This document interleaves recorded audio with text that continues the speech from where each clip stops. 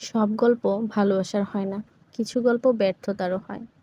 হয় কাছে পাওয়ার তীব্র আকাঙ্ক্ষা, কিন্তু তা আর হয়ে ওঠে না। তেমনি আমার আজকের এই চুড়ি তৈরির গল্পটা ব্যর্থতার, যা শুরু হয়েছিল কিন্তু শেষটা হয়নি। আমার অন্যান্য সব অর্ডার থেকে এই অর্ডারটা অনেক বেশি স্পেশাল ছিল।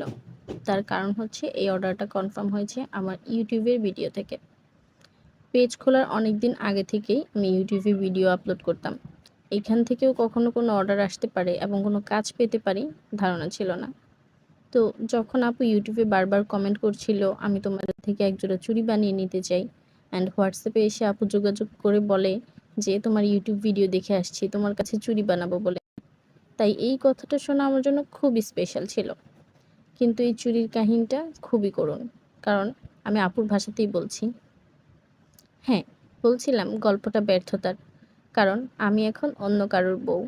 অনেক দিন ধরে ডায়েরির পাতায় আমার প্রাক্তনীর দেওয়া ফুলগুলো জমা ছিল।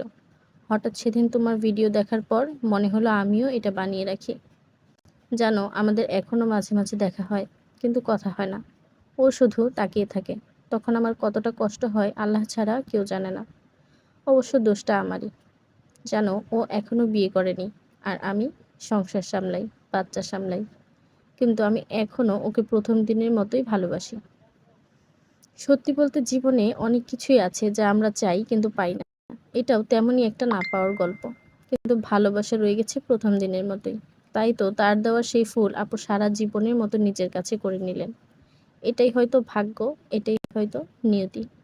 তাই আপু তোমাকে বলবো, সব কিছু মেনে নিয়ে তুমি যেন সুখে থাকো। আল্লাহ তোমাকে অনেক ভালো রাখুক, এবং যাকে তুমি খুব বেশি ভালোবেসেছিলে তাকেও খুব ভালো রাখুক। কথা বলতে বলতে অনেক কিছুই দেখালাম। যেমন প্রথমে আপুর থেকে আমি ফুলগুলো নিয়ে আসছিলাম, অ্যান্ড আপু নিয়েছিল এই ফুলগুলো দিয়ে একটা চুড়ি আর একটা বাটারফ্লাই ফিঙ্গার রিং।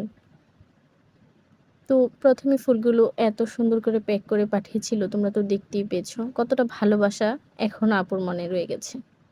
আসলে এগুলো শুনলে খুব খারাপই লাগে। আর সত্যি বলতে সান্ত্বনা দেওয়ার তেমন কোনো ভাষাও নেই, কারণ এসব ব্যাপারে আসলে সান্ত্বনাটা ঠিক যায় না। যাই হোক, তো চুড়িগুলো বানানোর পর আপুকে ছবি দিতে যাব। আপু ছবি দেখতে চাইলো, যেয়ে দেখি একটা ছবিও তুলিনি।